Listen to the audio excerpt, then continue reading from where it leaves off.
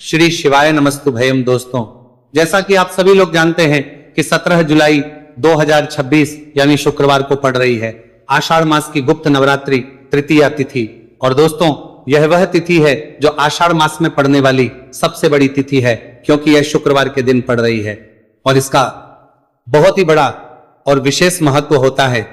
पूज्य गुरुजी ने कहा है कि अगर कभी भी मौका लग जाए और आषाढ़ महीने की गुप्त नवरात्रि तृतीया तिथि शुक्रवार को पड़ जाए तो आप लोगों 11 चावल के दाने का उपाय तो अवश्य ही करना चाहिए। इन दोनों का संयोग बहुत ही कम आता है। इसी के साथ में गुरुजी ने अपने शिव पुराण कथा में बताया है कि इस दिन आपको 11 चावल दाने का उपाय तो आपको अवश्य ही करना चाहिए, क्योंकि ऐसा दिन पूरे साल में सिर्फ एक ही बार आता है। और दोस्तों, आप सभी लोग जानते हो कि शुक्रवार तृतीया तिथि का अगर सबसे बड़ा कोई उपाय है तो वह 11 चावल के दाने वाला उपाय है। तो दोस्तों, इस शुक्रवार तृतीया तिथि के दिन आप लोगों को इस 11 चावल दाने वाले उपाय को जरूर करना है। बहुत सारे लोग होंगे जिन लोगों ने इस उपाय को ना किया हो, मतलब पूरा साल निकल गया, उन्होंने किसी भी दिन इस 11 चावल के दाने वाले उपाय को ना किया हो। पर दोस्तों, आपके पास एक आखिरी मौका बचा हुआ है, जो कि 17 जुलाई शुक्रवार तृतीया तिथि के दिन है। तो इस दिन आप लोगों को इस वाले उपाय को जरूर कर लेना है। भले ही आप पूरे महीने भर इस उपाय को ना किया हो, पर अगर आपने इस आषाढ़ महीने की तृतीया तिथि के दिन अगर इस वाले उपाय को कर लिया तो आपको इस उपाय को करने का वो फल मिलेगा जिसकी आपने कभी कल्पना भी नहीं करी होगी। इसीलिए आप लोग इस वाले उपाय को कर लिया को एक बार जरूर कर लेना है, ताकि आप लोगों के हाथ से यह मौका न जा सके और आपको इस उपाय को करने का फल मिल सके। दोस्तों, यह उपाय पंडित जी ने अपनी अभी की ही श्री शिव महापुराण की कथा में बताया है जी। इस उपाय को आज हम आपको बहुत अच्छे से समझाने वाले हैं। इस वीडियो को देखने बाद इस उपाय को समझने के लिए आपको कोई और वीडियो को देखने की जरूरत नहीं पड़ेगी। तो चलिए दोस्तों, उपाय को शुरू करते हैं। देखिए, ये इस आषाढ़ महीने के शुक्रवार तृतीया तिथि के दिन ये इतना खास होता है, इतना महत्वपूर्ण होता है। देखा गया है कभी कभी बड़े बड़े पूजा पाठ अनुष्ठान से जो मनोकामना पूर्ण नहीं होते, वह आषाढ़ महीने के शुक्रवार तृतीया तिथि के दिन एक छोटे से उपाय करने से ही आपकी मनोकामना पूर्ण हो जाती है। और बहुत सारे लोग इस उपाय को किया भी है और उनको इस उपाय को करने का फल भी जरूर मिला है। अगर आप लोग भी इस उपाय को करना चाहते हैं तो आप इस उपाय को पहले अच्छे से समझ लेना, सुन लेना, उसके बाद करना, आपको इस उपाय का फल जरूर मिलेगा। और इस उपाय को कर लेने से आपके घर में चाहे किसी भी प्रकार की दोहक और समस्या क्यों ना चल रही हो, आपको उसका कारण भी नहीं पता है कि भाई ये समस्या किसका कारण से चल रही है। उसका भी कुछ कारण हो सकता है, जैसे पितृदोष हो सकता है या किसी भी तरह का मंगल दोष भी हो सकता है। तो इस दिन आप लोगों को ये वाला उपाय कर लेना है। ये एक ऐसा उपाय है जिस उपाय को अगर किसी विशेष दिन पर किया जाए तो भाई उस विशेष दिन का जो है वह तो हमें मिलता ही मिलता है। पर हमने उस दिन पर इस उपाय को किया है तो हमें उससे भी बड़ा फल मिलता है, और फल बहुत जल्दी मिलता है, क्योंकि आप इस उपाय को बहुत ही बड़े और विशेष पर कर रहे हो। तो चलिए अब उपाय के बारे में बात करते हैं। लेकिन उससे पहले आप लोगों को यह जानना आवश्यक है कि आखिर ये उपाय किस समय करना है, किसको करना है और कैसे करना है। तो चलिए हम आगे आपको वीडियो में एक एक करके बता देते हैं। लेकिन उससे पहले अगर आप लोग हमारे चैनल पर पहली बार आए हैं या फिर मेरी आवाज आज पहली बार सुन रहे हैं तो हमारे चैनल को सब्सक्राइब जरूर कर लेना, और इस वीडियो को करके कमेंट बॉक्स में श्री शिवाय नमस्तुभयम ओम नमः शिवाय जरूर टाइप कर देना। तो दोस्तों, इस 11 चावल के दाने वाले उपाय को हमें शुक्रवार तृतीया तिथि के दिन कैसे करना है, किसको करना है, किस समय करना है और कहां पर करना है, ये सारे सवालों के जवाब आपको इस वीडियो में मिल जाएंगे। और जो ये वीडियो देखेगा भाई, उसको 11 चावल के दाने वाला उपाय जरूर करना चाहिए, क्योंकि इस दिन एक चावल के दाने का बहुत ही बड़ा और विशेष महत्व होता है। और जब बात आ जाए 11 चावल के दाने की तो ये सोने पर सुहागा वाली बात हो जाती है, और ये एक बहुत ही बड़ा उपाय हो जाता है इस शुक्रवार तृतीया तिथि का। तो अब दोस्तों, इस 11 चावल के दाने वाले उपाय को आखिर करना किसको है, सबसे पहले हम लोग वो बात जान लेते हैं। तो देखो, घर की जो बड़ी माताएं बहनें होती हैं, उन माताओं बहनों में से कोई भी एक बड़ी माता बहन इस वाले उपाय कर सकती है। और दोस्तों, अगर आप चाहे तो अपने घर में से सभी सदस्यों को भी इस उपाय को करवा सकते हैं। अगर किसी व्यक्ति की खुद की कोई मनोकामना है, खुद की कोई दुख और परेशानी है जो कि वह अपने लिए ही करना चाहता है, इस वाले उपाय को तो वह खुद अपने लिए भी कर सकता है। बाकी अगर कोई घर में से ऐसा है जो कि अपने पूरे घर परिवार की सुख और शांति के लिए ये वाला उपाय करना चाहता है, तो भाई वो भी कर सकता है, उसमें भी कोई दिक्कत वाली नहीं है। कहने का मतलब यह है कि इस उपाय को हर एक सदस्य भी कर सकता है और पूरे घर परिवार के सदस्य के लिए घर की बड़ी माताओं बहनों में से कोई एक माता बहन भी कर सकती है।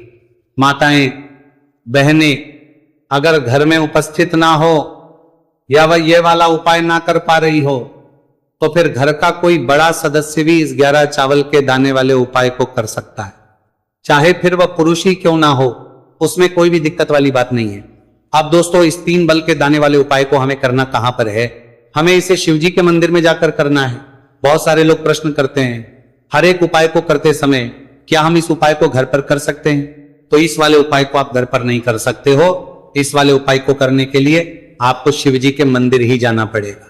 उसके बाद में दोस्तों जो अगला प्रश्न निकल कर आता है वह आता है इस उपाय को लेकर के, आखिर इस उपाय को हमें किस समय करना है? सुबह के समय करना है कि शाम के समय करना है? तो देखो, इस वाले उपाय को आप लोग सुबह के समय भी कर सकते हो और शाम के समय प्रदोष काल में भी कर सकते हो। अब अगर आप पूछो कि भाई साहब सबसे उत्तम समय कौन सा रहेगा इस 31 चावल के दाने वाले उपाय को करने का, तो हम आपसे बस यही कहेंगे कि इस उपाय को आप सुबह के समय करेंगे तो ज्यादा बेहतर होगा। बाकी अगर प्रदोष काल शाम के समय भी करेंगे तो भी अच्छा होगा, उसमें कोई भी दिक्कत वाली बात नहीं है। तो अब दोस्तों अगली सबसे बड़ी और महत्वपूर्ण बात आती है, वह ये आती है कि सुबह अगर हम उपाय को करेंगे तो हमें कितने बजे से लेकर कितने बजे तक के बीच में करना है, और शाम के समय प्रदोष काल में करेंगे तो हमें कितने बजे से लेकर कितने बजे के बीच में करना है। तो देखो, सुबह जितनी जल्दी हो सके आप उपाय को करने की कोशिश करना। बाकी अगर किसी कारणवश लेट भी हो जाती, देर भी हो जाए, तो 10 या 11 बजे तक भी आप उपाय कर लेना, पर 12 बजे से ज्यादा देरी ना हो। ठीक है, इस बात का ध्यान रखना। उसके बाद में दोस्तों अगर शाम के समय प्रदोष काल की बात करें, प्रदोष काल का जो समय है होता है वह शाम के 6 बजे से शुरू हो जाता है। मतलब शाम के 6 बजे से लेकर 7 बजे के बीच का जो समय होता है यह समय प्रदोष काल का समय होता है। पर अभी जो मौसम चल रहा है, इस मौसम में जो है शाम बहुत देरी से होती है, तो आप इस उपाय को 7 या 8 बजे के बीच में भी कर सकते हो। मतलब शाम के 6 बजे से 8 बजे के बीच में आप कभी भी इस वाले उपाय को कर सकते हो, उसमें कोई भी दिक्कत वाली बात नहीं है। अब दोस्तों यहां पर इस उपाय को लेकर एक और सबसे बड़ी बात यह निकल कर आती है कि इस 11 चावल के दानों को हमें लेना कहां से होता है, और हमें इस उपाय को करने के साथ में क्या और कुछ भी सामग्री ऐसी होती है जो शिवजी के मंदिर लेकर जानी पड़ रहती है। तो देखो यहां पर हम आपको बता दें, सबसे पहले आप लोग ये जान लो कि ये जो 3 चावल के दाने वाला उपाय है, सिर्फ और सिर्फ आप उपाय की सामग्री लेकर कभी भी शिवजी के मंदिर मत जाना, क्योंकि हमें भगवान के सामने ये नहीं दर्शा है कि अगर हम भगवान शिवजी के मंदिर आए हैं तो अपने फायदे के लिए आए हैं। तो इसलिए जो भी पूजन सामग्री है, उपाय सामग्री है 11 चावल के दाने, इसके साथ में आपको पूजन सामग्री भी जरूर लेकर जाना है। देखो, अगर सुबह के समय उपाय कर रहे हो तो सीधी सी बात है, 1 लोटा जल तो आप लेकर जाओगे ही जाओगे। वही 1 लोटा जल अगर मिट्टी का जल हो तो बहुत अच्छा रहेगा। मिट्टी का जल कैसे बनाता है, इसके लिए हमने पहले से बहुत सारी वीडियोस बना दी है आपके पास। इस दिन एक आखिरी मौका रहेगा, मिट्टी का जल शिवजी पर चढ़ने का और उपाय को करने का बहुत बड़ा आपको इस दिन फल मिलेगा। तो इसीलिए इस दिन हो सके तो भाई मिट्टी का जल चढ़ाना, तो अपने साथ में कम से कम 1 लोटा जल तो आपको लेकर जाना ही जाना है। अगर मिट्टी का जल नहीं है, मिट्टी का जल नहीं है तो घर का जल भी आप इस्तेमाल कर सकते हो। इसके अलावा जो भी पूजन सामग्री है, देखो 11 के दाने ये अलग आपके रहेंगे और जो आपकी पूजन सामग्री रहेगी वो अलग रहेगी। पूजन सामग्री में आप जो भी चीज लेकर जाना चाहे वो लेकर जा सकते हैं। एक बेलपत्र भी लेकर जा सकते हैं, उसमें कोई भी दिक्कत वाली बात नहीं है। वहीं अगर हम बात करें शाम के समय की, तो शाम के समय शिवजी पर जल नहीं चढ़ता है, इसीलिए शाम के समय आप लोग एक दीपक तैयार कर लें जो कि गोल तीखा आटे का, शुद्ध देसी गाय का घी का होगा, है ना। इस बात का आप लोगों को ध्यान रखना है। और इस दीपक को आपको घर से जलाकर नहीं लेकर जाना है, भगवान शिवजी के मंदिर में जाकर ही जलाना है। इस बात का भी आप लोगों को ध्यान रखना है। अब दोस्तों यहां पर हमें इस बात को समझना है कि ये 11 चावल के दाने हमें लेना कहां से है। क्या हमें दुकान से लेकर आना है, या हमें अपने घर से लेना है, या कहां से लेकर आना है, और कौन से चावल लेना है, क्योंकि चावल भी बहुत प्रकार के होते हैं। तो देखो, इन सभी सवालों के जवाब आप लोग एक बात में सुन लो कि भाई जो उपाय है, इस उपाय में आपको ये नहीं देखना है कि भाई कौन से चावल है, कौन से चावल नहीं है। बस जो भी चावल ले रहे हो वो चावल का दाना सबूत होना चाहिए, मतलब साबुत होना चाहिए, टूटा हुआ नहीं होना चाहिए, कटा पीटा नहीं होना चाहिए। यह बात आपको ध्यान रखना है। बाकी आपका चावल बासमती हो या सादा चावल हो या कोई सा भी चावल हो, उसमें कोई भी दिक्कत वाली बात नहीं है। तो सीधी सी बात है कि आपके घर के रसोई घर में जहां पर आप बनाते हो, वहां पर जो भी चावल आपके उपस्थित हो, उन चावलों में से अपनी एक कटोरी भर लेना या एक मुट्ठी चावल अलग से निकाल कर रख लेना, क्योंकि हम 11 चावल ही यहां पर इस उपाय में लेने वाले हैं। तो हमें ये चावल के दाने गिनकर निकालने पड़ेंगे। इस बात का आप लोगों को ध्यान रखना है। तो अपने उस चावल की कटोरी में से या चावल में से 11 ऐसे चावल के दाने आप लोग निकाल लो जो कि टूटे हुए ना हो, कटे पीटे ना हो, कोई दाग ना लगा हुआ हो, है ना। अच्छे साबुत चावल के दाने 31 दाने आप लोग निकाल कर रख लो, और इन्हें किसी भी एक कागज की पड़िया में या किसी एक छोटी सी कटोरी में आप लोग रख लो, ताकि ये सुरक्षित रहे, आपके एक भी चावल का दाना इधर उधर ना हो और आपका उपाय भी पूरा अच्छे से हो जाए। तो भाई जैसे ही आपका उपाय की जो सामग्री है, 11 चावल के दाने ये तैयार हो जाते हैं, उसके बाद में आपको जो भी अपनी पूजन सामग्री है, सुबह समय कर रहे हो तो 1 लोटा जल और 1 बेलपत्र या पूजन सामग्री जो लेकर जाना चाहो उसकी भी तैयारी कर लेना। और शाम के समय जा रहे हो तो भाई अपना जो दीपक है उसे तैयार कर लेना, ठीक है। और उपाय को करते समय शुद्धता का विशेष रूप से ध्यान रखना, ठीक है। सुबह सुबह स्नान करने के बाद ही उपाय को करने की आप लोग तैयारी करना। उसके बाद अगर शाम के समय की बात करें तो शाम के समय आपको स्नान करने की जरूरत नहीं है, पर शुद्धता ध्यान रखना है। आपको स्नान तो नहीं करेंगे, आप हाथ मुंह धोकर भी इस वाले उपाय को शाम के समय प्रदोष काल में कर सकते हैं, इसमें कोई दिक्कत वाली बात नहीं है। तो आप अपने उपाय की पूरी सामग्री तैयार करके आपके पास ही में जो आपका शिव मंदिर हो वहां पर पहुंच जाइए। सबसे पहले शिव मंदिर में जाकर आप लोगों को उपाय नहीं करना है, पहले भगवान के दर्शन करना है, भगवान से आशीर्वाद प्राप्त करना है, फिर शिव जी की शिवलिंग के पास में आना है।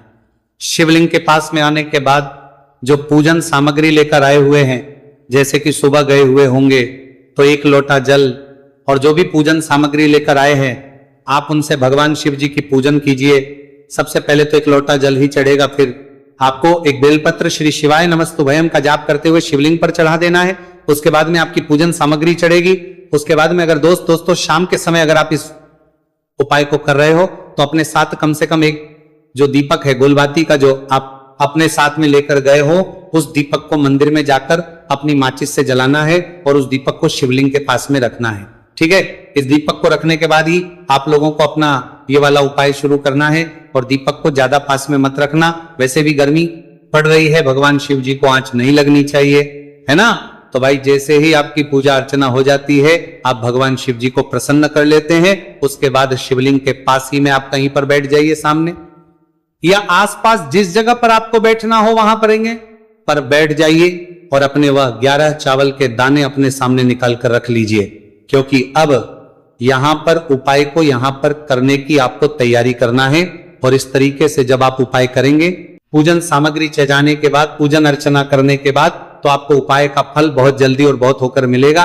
तो अपने चावल के अपने सामने निकाल कर रख लेना। और ये जो उपाय है ये आपकी सीधे हाथ की हथेली से होगा, इसलिए इस बात का भी विशेष रूप से ध्यान रखना है। तो सीधे हाथ की हथेली का प्रयोग करके ही आप लोग अपना इस वाले उपाय को करना। अपने सामने जो भी आपके कागज की पुड़िया है उसको खोलकर रख लो, या कटोरी है तो भाई उसे अपने सामने रख लो और अपने वो 11 चावल के दाने निकाल लो, ठीक है। उसके बाद में दोस्तों अब आपको क्या करना है कि शिवलिंग आपके सामने होगी, तो आपने वो 11 चावल के दाने एक एक करके जहां पर आपने बेलपत्र चढ़ाए हैं, आपको शिवजी के शिवलिंग के ऊपर चढ़ाना है। कहां पर चढ़ाना है? शिवलिंग के ऊपर चढ़ाना है, और कहीं पर भी नहीं चढ़ाना है। आपको अपने हथेली से तो शिवलिंग के ऊपर चढ़ाना है, भले ही फिर वो अपने आप जलाधारी पर गिर जाए, ये मतलब वहीं पर गिर जाए, उसमें कोई दिक्कत वाली बात नहीं है। पर आप चढ़ाओ शिवलिंग के ऊपर, तो आपको क्या करना है? अपना पहला चावल का दाना उठाना है, श्री शिवाय नमस्तु भयम बोलना है और शिवलिंग पर चढ़ देना है। इसी तरीके दूसरा चावल का दाना उठा है, शिवलिंग पर चढ़ना है और मंत्र बोल देना है और फिर तीसरा चावल का दाना उठाना है, श्री शिवाय नमस्तु भयम बोलना है और चढ़ देना है। इसी प्रकार से आपको पूरे 11 चावल के दाने एक एक करके शिव जी के शिवलिंग के ऊपर चढ़ाना है और भगवान से प्रार्थना करते जाना है। मतलब प्रार्थना तो आपको आखिरी में करना है, पर हर एक चावल के दाने को चढ़ाते समय श्री शिवाय नमस्तु भयम जरूर बोलना है। उसके ही में यह चावल का दाना शिवलिंग के ऊपर आपको चढ़ाना है। जैसे ही आपके 11 चावल के दाने शिवलिंग के ऊपर चढ़ते हैं तो भाई उसके बाद में आपको क्या करना है, भगवान से अपनी मनोकामना बोलना है। मनोकामना भी कब बोलना है, जब आपका 11 चावल का दाना आपके सीधे हाथ की हथेली में हो और आप उसे चढ़ाने के लिए जा रहे हो। श्री शिवाय नमस्तु भयम बोलकर उस आखिरी चावल के दाने को शिवलिंग के ऊपर चढ़ा देना। भगवान से फिर अपनी वो मनोकामना बोल देना जिस मनोकामना के लिए आप लोग अपना यह वाला उपाय कर रहे हो, जिस भी दुहक और परेशानी के लिए आप लोग अपना यह वाला उपाय कर रहे हो। उसके बाद में जैसे ही आप अपनी मनोकामना बोल देते हो, आपका यह वाला उपाय पूरा हो जाता है। पर दोस्तों, उपाय को करने के बाद आप लोगों को 2 मिनट भगवान शिव जी के मंत्र का जाप जरूर करना है। और मंत्र का जाप करने के बाद भगवान से एक और बार करना है अपनी मनोकामना के लिए या अपनी जो भी दुख और परेशानी है उसके लिए। इसके बाद में आप लोग भगवान को देखकर भगवान से प्रार्थना करके उनसे आशीर्वाद लेकर वहां से उठ सकते हैं और अपने घर पर जा सकते हैं। बस दोस्तों, यहां पर यह वाला उपाय पूरा हो जाता है। इस तरीके से जो भी व्यक्ति छोटी छोटी छी का ध्यान रखते हुए इस 11 चावल के दाने वाले उपाय को करेगा, निश्चित सी बात है उसे उसकी मनोकामना पूरी होगी। और जो भी दुख और परेशानी है तो इससे आपके जीवन के जो सारे संकट है वो समाप्त होते हैं। अब देखिए, आपको 1 गिलास लेना है, उसमें आपको जल भरना है। और जो आपने तुलसी जी की मिट्टी ली है, सबसे पहले तो उसे आपको उसे गिलास के अंदर डाल है और इसी के साथ में आपको 1 चुटकी हल्दी भी उस पात्र के अंदर डालनी है। अब देखिए, इस जल का छिड़काव आपको अपने पूरे घर में करना है। देखिए, जल का छिड़काव आपको अपने घर के प्रत्येक कोने में करना है, मुख्य द्वार पर करना है, प्रत्येक कमरे में करना है। केवल अशुद्ध स्थानों को आपको छोड़ना है। बाकी आपको प्रत्येक कोने में, प्रत्येक कमरे में जहां आप धन रखते हैं, चाहे रसोई घर हो, वहां पर आपको इस जल का छिड़काव करना है। और जल का छिड़काव करते समय आपके मन में यही भाव रहना चाहिए कि माता लक्ष्मी की कृपा से हमारे जीवन में हमेशा धन धान्य के भंडार भरे रहे और जीवन में जो भी संकट है, कष्ट है, वो सभी दूर हो। इस प्रकार से कामना करते हुए सुंदर भाव के साथ आपको ये उपाय करना है। देखिए, इस उपाय को करने से घर का जो दुर्भाग्य है वह दूर होता है। तो इसीलिए आपको शुक्रवार तृतीया तिथि की दिव्य रात्रि में यह उपाय करना है। अब दोस्तों, हम बात कर लेते हैं तीसरे विशेष और अंतिम उपाय के बारे में। देखिए, इस उपाय के माध्यम से भगवान विष्णु और माता लक्ष्मी दोनों ही प्रसन्न होने वाले हैं। तो देखिए, इस उपाय को करने के लिए सबसे पहले तो आपको दीपक लेने हैं। दीपक आपको 2 लेने होंगे। आप चाहे तो दोनों ही दीपक मिट्टी के भी ले सकते हैं, दोनों ही दीपक शुद्ध आटा मत कर उनके भी तैयार कर सकते हैं। अब देखिए, दोनों ही दीपक के अंदर आपको शुद्ध घी का प्रयोग करना होगा। अब देखिए, 2 दीपक हैं, उनमें से आपको एक दीपक के अंदर गोल बाती का प्रयोग करना है और एक दीपक में आपको लंबी बाती का प्रयोग करना है। देखिए, लंबी बाती वाले दीपक के अंदर आपको लाल बाती का प्रयोग करना है। जो मोली वाला धागा आता है कलावा का, उसी की बाती का आपको प्रयोग करना है। आप देखिए, इसी के साथ में आपको 1 चुटकी हल्दी लेनी है और 1 चुटकी आपको काले तिल लेने हैं। अब देखिए दोस्तों, ये उपाय भी आपको विशेषकर रात्रि के समय में ही करना होगा। तो देखिए, सबसे पहले तो आपको ये जो सभी सामग्रियां हैं तुलसी जी के पौधे के पास में लेकर के पहुंचना है। देखिए, आपके पास जो गोल बाती का दीपक है, इसे आपको तुलसी जी के पौधे के पास में प्रज्वलित करना है। ओम नमो भगवते वासुदेवाय नमः, इस मंत्र का जाप करते हुए अब देखिए, आपके पास जो काले तिल है उन्हें आपको अपने सीधे हाथ में रखना है और आपके जीवन में जो भी समस्या है, परेशानियां है, जीवन में जो भी संकट है, बाधाएं, उन सभी को दूर करने की आपको प्रार्थना करनी है। और ये जो काले तिल है आपको उससे जलते हुए दीपक के अंदर डाल देने हैं। तो देखिए, इस प्रकार से हमने ये जो गोल बाती का दीपक है भगवान विष्णु के निमित्त प्रज्वलित किया है। अब देखिए दोस्तों, आपके पास जो लंबी बाती का दीपक है और आपके पास जो 1 चुटकी हल्दी है, इन दोनों को आपको अपने घर के मंदिर में लेकर के पहुंचना है। देखिए, आपके घर के मंदिर में जो माता लक्ष्मी की तस्वीर है या फिर माता लक्ष्मी के किसी भी स्वरूप की तस्वीर है, प्रतिमाएं हैं, तो सबसे पहले तो के सामने आपको ये दीपक रखना है। दीपक के नीचे आपको चावल या फिर अनाज के कुछ दाने अवश्य ही रखना है। देखिए, सबसे पहले तो आपको ये जो दीपक है इसे माता लक्ष्मी जी के सामने प्रज्वलित कर देना है। अब देखिए, आपके पास जो एक चुटकी हल्दी है इसे आपको जलते हुए दीपक के अंदर डाल देना है और आपको ओम महालक्ष्मी नमः या फिर ओम नमो भगवते वासुदेवाय इस मंत्र का जाप करना है। माता लक्ष्मी से आपको प्रार्थना करनी है कि जीवन से जो भी दुर्भाग्य है, दरिद्रता है, उन्हें आप समाप्त करें और हमारे घर में हमेशा सुख, शांति और समृद्धि बनी रहे। इस प्रकार से आपको कामना करनी है। तो देखिए दोस्तों, इस प्रकार से आज के इस वीडियो में हमने आपको शुक्रवार तृतीया तिथि की रात्रि में किए जाने वाले 3 महा उपाय बताने का प्रयास किया है। जो भी आपके लिए उचित है, सरल है, उसे आप कर सकते हैं। तो दोस्तों, यह थे पूज्य गुरु जी द्वारा बताए गए कुछ बहुत ही खास उपाय। अगर आपको जानकारी अच्छी लगी हो तो वीडियो लाइक करिएगा। मिलते हैं फिर एक नए वीडियो के साथ। श्री